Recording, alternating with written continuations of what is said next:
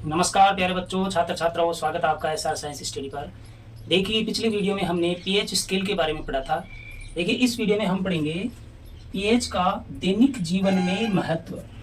PH जो होता है उसका हमारे दैनिक जीवन में, जो हमारा जो सामान्य जीवन है उसमें क्या महत्व है। देखिए, देखेंगे हम। नंबर 1 देखिए, पौधे और जंतु पीएच के प्रति संवेदनशील होते हैं। जंतु और पेड़ पौधे जो होते हैं पीएच के प्रति जो है संवेदनशील होते हैं। हमारा जो शरीर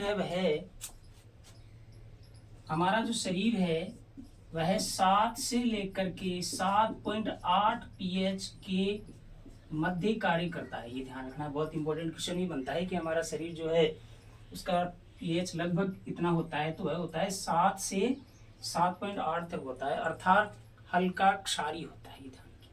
जैसे ही हम जो है आहार लेते हैं, आहार आमाशय में जाता है, आमाशय में जाने के बाद में अम्लीय बन जाता है, लेकिन जो है विभिन्न माध्यमों के द्वारा वापस जो है क्षार में परिवर्तित हो जाता है। तो हमारा जो शरीर है उसका जो पीएच का मान है वह होता है 7 से 7.8 तक होता है। उसी प्रकार जो पादप जो होते हैं वह भी क्या होते हैं, पीएच के प्रति संवेदनशील होते हैं। ये देखिए, यदि मिट्टी का पीएच यदि अधिक हो जाए, कम हो जाए, उस समय क्या होते हैं कि पादपों के ऊपर नुकसान पहुंचता है। जैसे हम बात करें कि अम्लीय वर्षा। देखिए, अम्लीय वर्षा क्या होती है, पादप भी जो है पीएच के प्रति संवेदनशील होते हैं। जैसे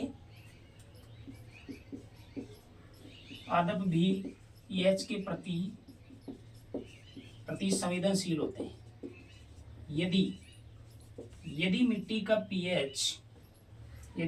पीएच या तो न्यून हो जाए, कम हो जाए, या जो है मिट्टी का पीएच अधिक बढ़ जाए, उस समय क्या होगा कि पादपों के ऊपर विपरीत जो है प्रभाव पड़ता है, अर्थात जो पादप है उनको नुकसान हो सकता है। अतः पादपों की जो अच्छी वृद्धि और विकास के लिए भी पीएच का सामान्य होना बहुत ही आवश्यक है। जिस प्रकार जो जंतुओं का जो शरीर है उसका पीएच 7.7 के लगभग होना चाहिए, उसी प्रकार पादपों के लिए भी जो है मिट्टी का पीएच 7 से थोड़ा सा अधिक होना चाहिए, 7.5 के बीच होना चाहिए। और फिक्स जो 7 है वह जो है लवणीय मिट्टी होती है, अर्थात यह भी पादपों के लिए बहुत ही लाभदायक मिट्टी होती है। अतः मिट्टी का जो पीएच है वह 7 से थोड़ा अधिक होना चाहिए। वही जो है मिट्टी पादपों के लिए अच्छी वृद्धि और विकास में सहायक होती है। यदि मिट्टी का पीएच बहुत ही कम हो जाए, मान लो ऐसी वर्षा हो गई है उसके अंदर अम्ल की मात्रा अधिक है, तो उसे हम कहते हैं अम्लीय वर्षा। तो देखिए, अम्लीय वर्षा होती क्या है समझेंगे आगे। होती क्या है अम्लीय वर्षा?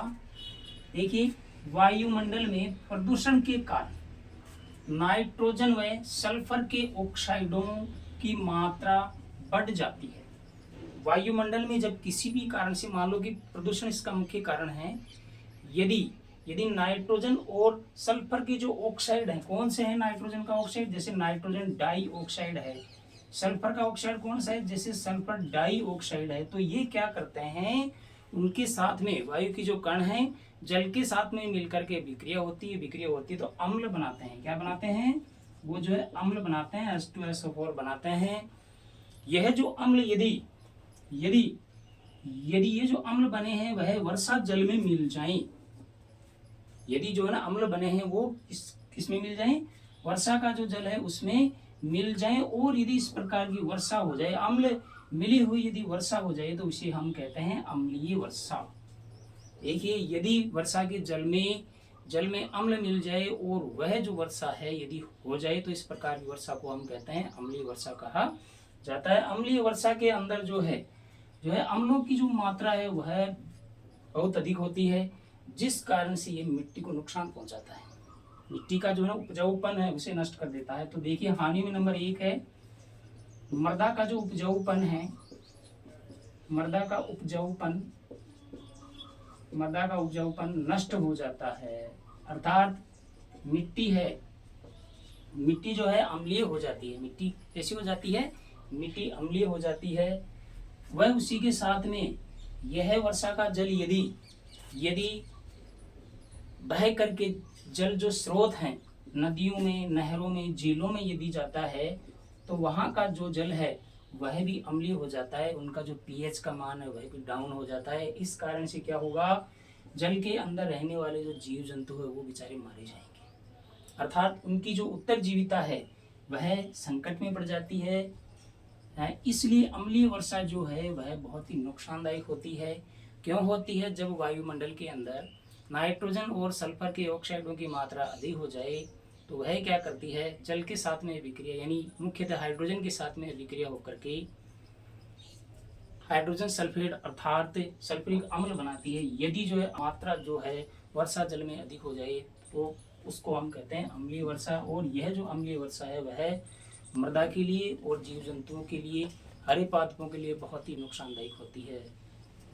और जो पीएच का जो है महत्व ये भी है, पीएच में यदि कमी हो जाए, वर्षा का जो जल है यदि 5.5 से यदि इसका पीएच यदि डाउन हो जाए तो आप समझ लो कि किस प्रकार की वर्षा है वह जो है अम्लीय वर्षा है। अम्लीय वर्षा में क्या होता है, वर्षा जल का जो पीएच होता है वह 5.5 से कम हो जाता है, अर्थात बहुत ही कम हो जाएगी।